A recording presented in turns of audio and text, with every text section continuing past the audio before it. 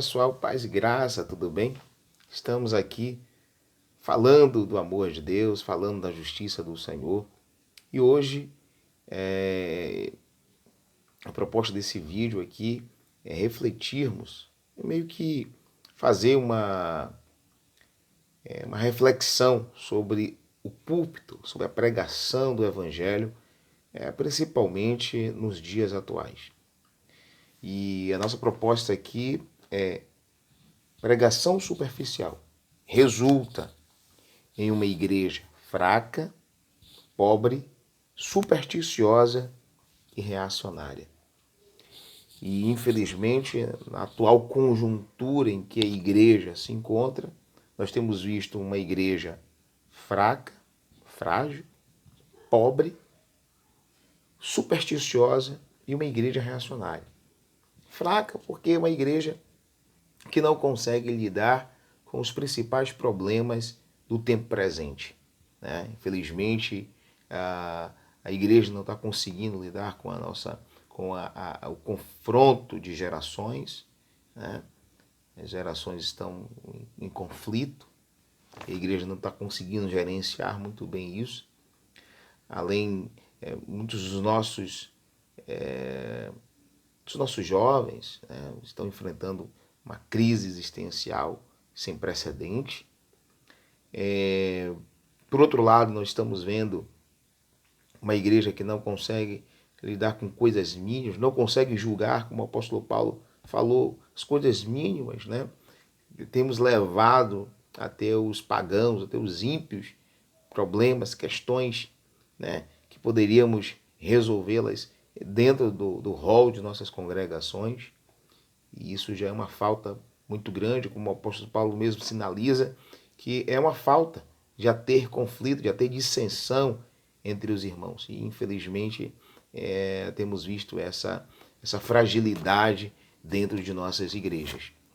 Um outro ponto aqui é uma igreja pobre, ou seja, uma igreja que está pobre da graça, pobre, né, da humildade, pobre, né, da manifestação do poder de Deus, né, em suas ações, em suas, né, atividades. Então, uma igreja pobre, uma igreja que não tem recursos espirituais para prosseguir.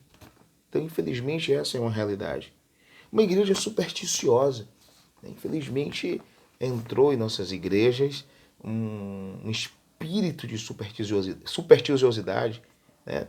Há muitos supersticiosos no nosso quadro, né, de membros, e isso em várias denominações evangélicas, né, coisa que outrora fazíamos críticas a outras religiões, né, por conta da superstição, e hoje em nossas igrejas há muitas pessoas supersticiosas, pessoas que acreditam mais na ação simbólica do que na ação propriamente do poder de Deus. Então, pessoas que acreditam em intermediários, né?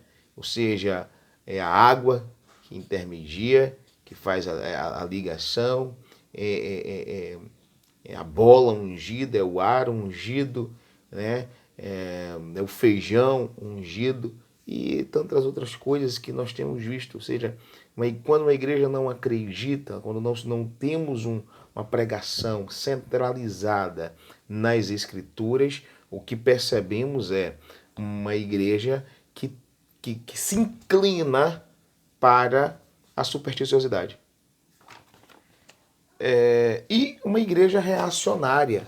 Uma igreja reacionária, e nós temos visto essa reação de uma igreja que não consegue entender a mensagem do Evangelho, não consegue compreender as bases fundamentais para que nós possamos viver uma vida plena em Cristo Jesus, e o resultado disso é uma igreja que não consegue gerenciar a diversidade. Né? Nós temos um mundo aí com uma diversidade muito grande. Claro que dentro dessa perspectiva nós temos um conflito de ideias, um conflito de ideologias, de pensamento, é bem verdade que sim, mas isso não nos leva, isso não nos conduz não nos autoriza a termos atitudes, a termos ações que vai ferir, que vai machucar ou que vai gerar um desconforto nas nossas relações sociais. Um texto bíblico que nos assegura isso que eu estou querendo dizer aqui, é quando lá em Coríntios havia Paulo aconselhando aos coríntios, ele diz, olha, se você que é crente não quer se associar, né, com os ímpios desse mundo, com os idólatras, com os fornicários, né, com os roubadores, então é melhor você sair do mundo, né? Agora, se com aqueles que se dizem irmãos, né? E estes são fornicários, são roubadores, são mentirosos e etc. Então, com esses, nem coma, nem comais, né? Com essas pessoas. Então, o apóstolo Paulo é categórico, é clássico em orientar aos coríntios, e essa orientação não se limita à igreja de Coríntios, é uma orientação que ela é impactante, ela chega até os nossos dias, e se nós não queremos nos misturar com as pessoas deste mundo, verdadeiramente é necessário que nós possamos sair dele.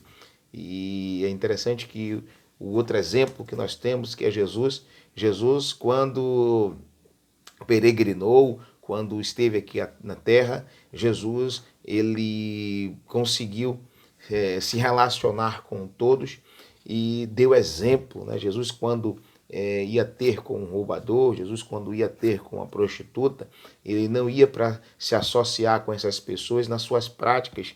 Muito pelo contrário, Jesus, quando encontrava-se com essas pessoas, Jesus estava ali conduzindo-as ao reino, né? Conduzindo aquelas pessoas ao arrependimento e a uma nova vida que só Ele mesmo poderia fazer. Enquanto nós, né, presos em nossas tradições, presos em nossas ideologias, muitas vezes nós afastamos aquele que precisa conhecer a graça, conhecer a misericórdia do Senhor. Infelizmente é essa. E isso é fruto de um púlpito falido, isso é fruto de um púlpito sem conteúdo, isso é fruto de um púlpito carnal, isso é fruto de um púlpito que não nutre, né, as bases do Evangelho. E também vivemos hoje um processo de crítica, né, à educação formal. Não obstante todos os problemas que temos, há um grupo na igreja que faz duras críticas daqueles que estudam, né, principalmente aqueles que enveredam para o campo teológico, são duramente criticados por alguns na igreja que fazem apologia à ignorância. Infelizmente, essa é a triste realidade que nós estamos vivendo. E nós buscamos, claro, elucidar, buscamos esclarecer, buscamos, né, a orientação que vem do alto, que vem de cima para as nossas vidas. Então, um outro ponto aqui que a gente traz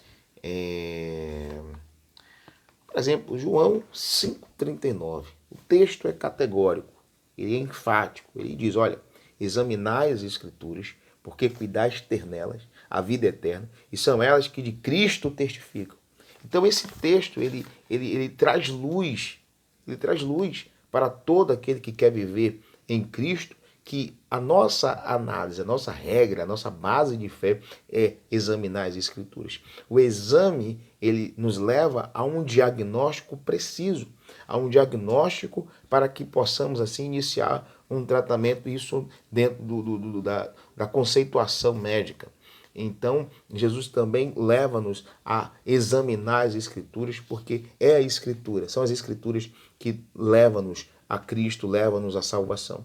E, infelizmente, nós temos visto pessoas que têm valorizado ou hipervalorizado muito mais as tradições ou os conceitos humanos em detrimento daquilo que as Escrituras nos ensinam. E foi os mesmos problemas que Cristo identificou lá com os fariseus no seu tempo. Jesus é aquele que quebra paradigmas. Jesus é aquele que confronta as tradições. Jesus é aquele que faz com que aqueles fariseus, né, reflitam sobre as suas ações. E hoje, todo aquele que busca, né, uma orientação estritamente bíblica, mas não é apenas dizer que é bíblico, né, que gosta das escrituras. É você não só dizer em palavras, mas você viver isso o tempo todo. Viver a graça, viver a misericórdia, viver o amor, viver a justiça. Estamos distantes daqueles que têm fome e sede de justiça, pois estes serão saciados. Também temos aqui Oséias 4:6, que deixa claro.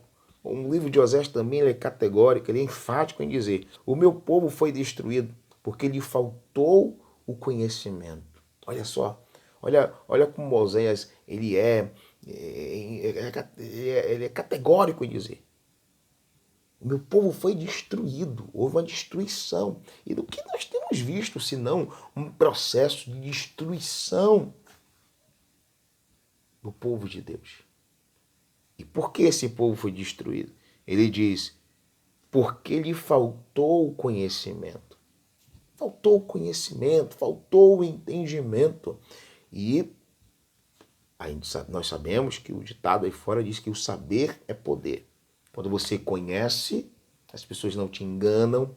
Quando você conhece, as pessoas não te manipulam. Quando você conhece, o conhecimento é revolucionário. O conhecimento é revolucionário. O conhecimento nos leva a reagir à injustiça. Então, quando falta o conhecimento, quando falta o entendimento, aí você vem a opressão, vem o jugo, vem a escravidão, vem o engano, vem a mentira e consegue manipular, consegue cativar aqueles que não têm o conhecimento. Porque tu rejeitaste o conhecimento, também eu te rejeitarei. Então quer dizer que aqueles que tinham a incumbência de levar as pessoas ao conhecimento, de levar as pessoas ao entendimento, essas pessoas simplesmente se distanciaram do conhecimento. Porque tu rejeitaste, eu também te rejeitarei, para que não seja sacerdote diante de mim. Então aquele que rejeita ensinar, também será rejeitado diante de Deus, para não ministrar, para não ser sacerdote, para não se envolver com as coisas do alto. 2 Timóteo, capítulo 2, verso 15, também diz algo interessante aqui, que também traz luz àquilo que nós queremos dizer hoje aqui. Procure apresentar-se a Deus. E aqui eu quero fazer uma pausa. Procure apresentar-se a Deus. Isso deixa profundo, porque primeiro precisamos nos apresentar a Deus. Antes de nos apresentar à igreja, precisamos nos apresentar a Deus. Ele está dizendo, olha, procura apresentar-se a Deus. Aprovado. Primeiro, então, quem vai, ou seja, quem chancela, quem permite, quem concede o visto para que você torne-se ministro, é Deus. Não é nem a igreja, é o Senhor quem concede essa graça para nós. Porque se o Senhor não fizer, nada podemos fazer. Né? Então aqui vem essa chancela que vem do alto e quando nós queremos fazer a vontade dele, exclusivamente a vontade dele, ele procura apresentar-se a Deus aprovado, como obreiro que não tem do que se envergonhar. Olha que coisa. Primeiro eu me apresento diante de Deus e agora eu busco os caminhos para não me envergonhar, para que não, ao chegar diante de Deus eu não me envergonhe, pois o Senhor pode encontrar falta em mim. Então, logo, quando eu me apresento diante de Deus, eu tenho que fazer uma análise, né? Uma análise clínica da minha vida e identificar como eu estou. Quais são os pontos que precisa de mudança, que precisa de transformação, que precisa de um reajustamento, de uma mudança, enfim. Então aqui entendemos que há uma necessidade muito grande para que possamos ingressar, né, na atividade eclesiástica. E aqui ele traz um outro ponto aqui.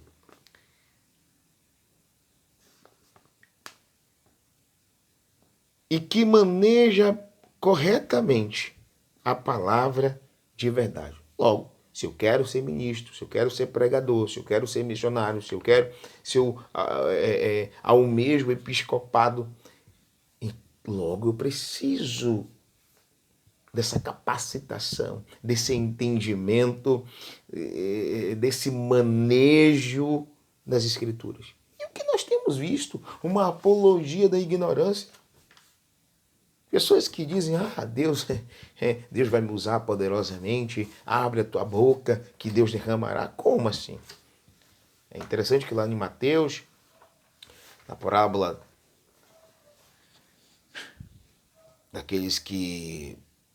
dos talentos, né? Na palavra dos talentos, o Senhor diz que aquele que tem, ser-lhe-á dado, e aquele que não tem, ser-lhe-á tirado. Então, todos nós que estamos diante de Deus precisamos ter alguma coisa para que o Senhor multiplique aquilo que nós temos. Se você não tem nada, então até o que você tem é retirado, é removido e é concedido a outra pessoa. Então essa é a realidade que nós estamos vivendo. Em muitos lugares, em muitos ambientes. Infelizmente, é a apologia da ignorância. Jeremias 6,13. Porque desde o menor deles até o maior, cada um se dá à avareza, e desde o profeta até o sacerdote, cada um usa de falsidade. E curam superficialmente a ferida da filha do meu povo, dizendo paz, paz, quando não há paz. Então, nós temos visto também esse processo de negação, esse processo de paliativo, né? Não se trata a causa, se trata os efeitos. E a igreja está enferma e há muitos que estão dizendo, não, paz, paz, paz. Não há paz. Não se trata perfeitamente a ferida do povo do Senhor.